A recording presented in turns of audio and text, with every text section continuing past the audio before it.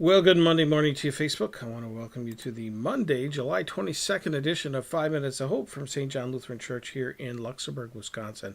As today we're going to be moving into the next chapter of Isaiah 31. And we're going to split this chapter up into two different days of 5 Minutes of Hope videos. Today we're going to deal with kind of the first section of this chapter of Isaiah. Really is an address to Judah, who is turning to Egypt, and God is addressing them in a different way than He has in the past. When He named them in the past, He said, "Don't Judah, don't go down to Egypt. Don't be stupid." Now He's getting a little bit more sarcastic with them. He's saying, "Those who go down to Egypt."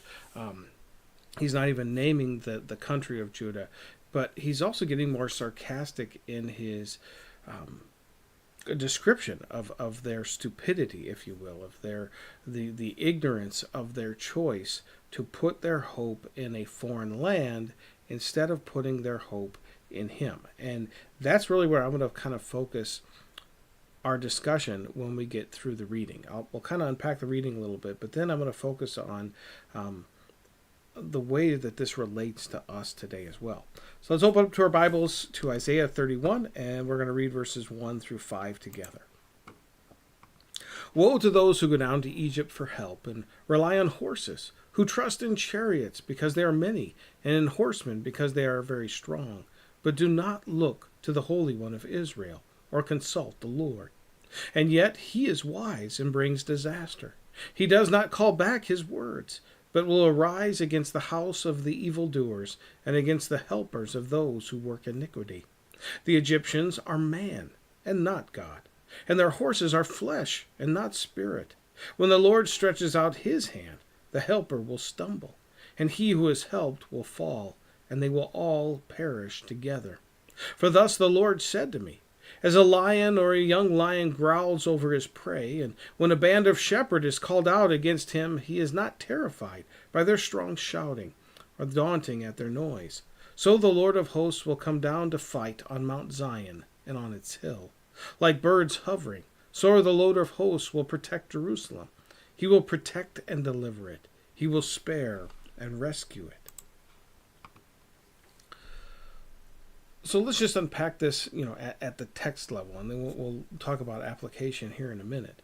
So at the text level, what God is saying is, look, you who put your trust in the strength of horses and chariots, and chariots in biblical times, especially at this time, prior to the Romans, the Roman Empire kind of taking off, the Egyptian chariots, the only unit of army or military on the field in the world at this time that maybe was greater than the Egyptian chariot would be the elephants of Troy. And even the elephants of Troy and the chariots of Egypt, they were probably on similar levels of military might. They would be, like in today's terms, the equivalent of a tank compared to an infantry unit. Okay, when you have a tank on the battlefield, that tank can do massive amounts of destruction with risk, but not as much risk as just the soldier who's out, an infantryman who's just out, maybe with body armor today. In biblical times, the Egyptian chariot was a pretty significant military unit, especially as it relates to the Assyrian Empire. And yet what God is saying is that, look, for all its strength, horses and chariots are nothing in relation to the Lord. Why? Because the Lord is God, Egyptians are people. The Lord is spirit, and, horses, chariots, they're flesh, they're wood, they're mortal. They're things that have been made. God is the Almighty. And so, verse 3, when the Lord stretches out His hand, what's going to happen? All will fall and perish together. Not only will they stumble, then they will fall, then they will perish. Okay. What's the point of verses 1 through 3? God is saying, put your hope not in things of this world, put your hope in Him.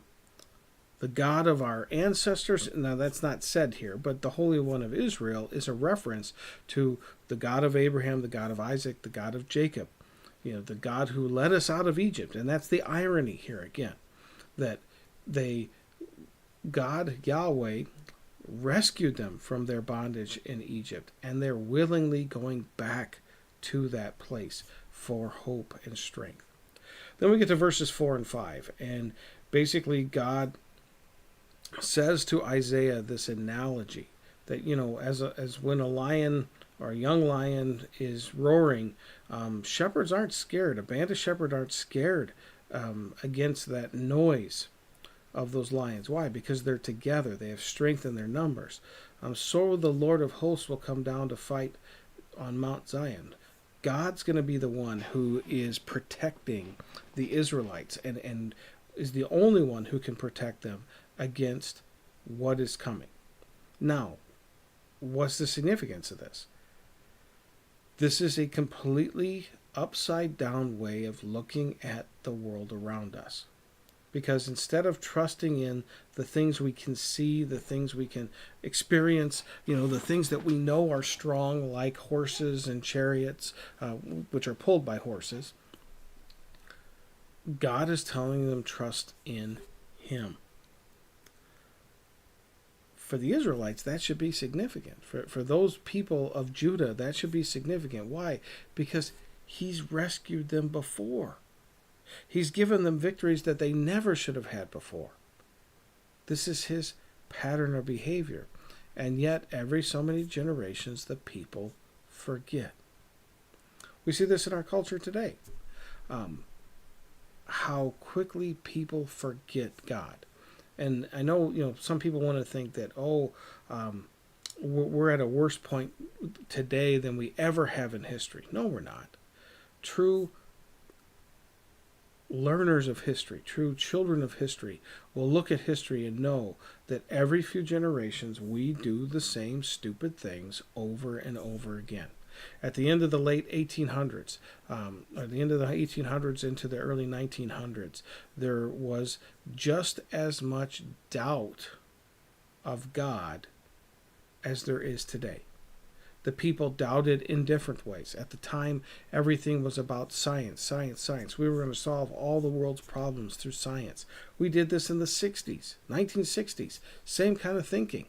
Science was going to conquer everything, late 50s, early 60s, into the 70s. And it led to what? The sexual revolution. We had the same thing in the 19-teens.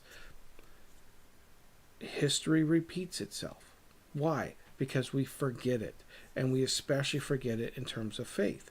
We think every so many generations we know better than God. And God shows us the truth. And so that's really the modern day connection to this.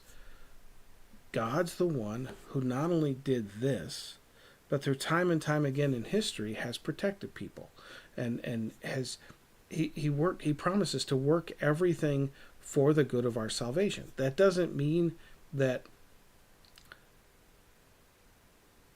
life's going to be easy. Let me give you an example. You want to be in shape, which I'm obviously not. Okay, you want to be physically in shape. You want to be fit. You want to, make sure that your body is at its peak performance. What do you have to do? You have to break it down. You have to punish it. You have to put your body through at least hours of working out, of exercising. If that's true in terms of our bodies, why would that not be true in terms of our faith? Faith is like a muscle that has to be exercised in order to be in peak shape. Faith is exercised by suffering. Nothing draws us closer to God like suffering does. People who do not have suffering forget about God. That's the plain and simple of it. Okay, I cannot break it down to you any easier. When life is easy, when life is going good, that's when we tend to focus on other things than God. That's when we tend to, start putting our hope in things of this world. It's when suffering comes that we turn to the Lord. And in fact, he's not usually the first one that we turn to. I mean, let's be honest, okay? Your loved one, let's say your loved one hears that terrible C word. They're not feeling good. Maybe they haven't been feeling good for a little while. So they go to their doctor. Their doctor says, hey, we need to run some tests. They run some tests. And they come back and they come into the room and they mention that terrible C word, cancer. Cancer. And what do? Our temptation in this world is to put our hope in medicine. And don't get me wrong, God gave us medicine. He gave us the intellect that developed the medicine, okay? So medicine's not a bad thing, but there's a belief almost in that medicine, much like belief was for the people of Judah, for the strength of the chariots and the horses of Egypt. So today there's this belief, well, God's going to fix this through this medicine. But he doesn't always. And sometimes there's lifelong after effects of that medicine, of those cancer treatments, like chemo and things. But he's using that suffering to draw us closer to him, to show us who's really in charge, what's really the most important thing. Because it's not the vacations, it's not the vacation homes, it's not the boating, it's not the camping, it's not the kids being involved in every sporting activity, it's not all the junk that we fill our lives with every day. The most important thing needs to be faith, because only faith is going to give eternal salvation. Nothing else will.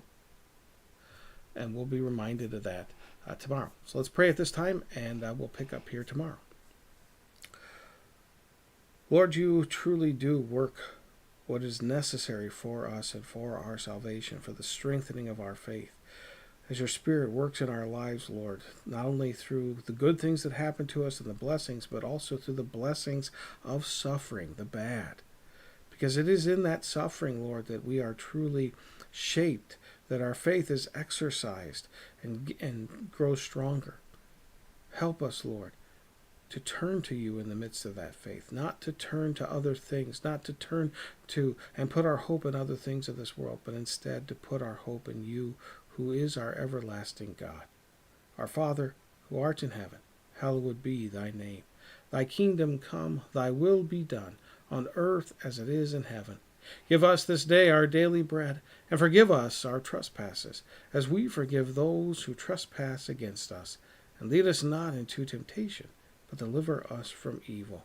For thine is the kingdom, and the power, and the glory, forever and ever. Amen. Everybody have a great rest of your Monday, and we will talk some more tomorrow.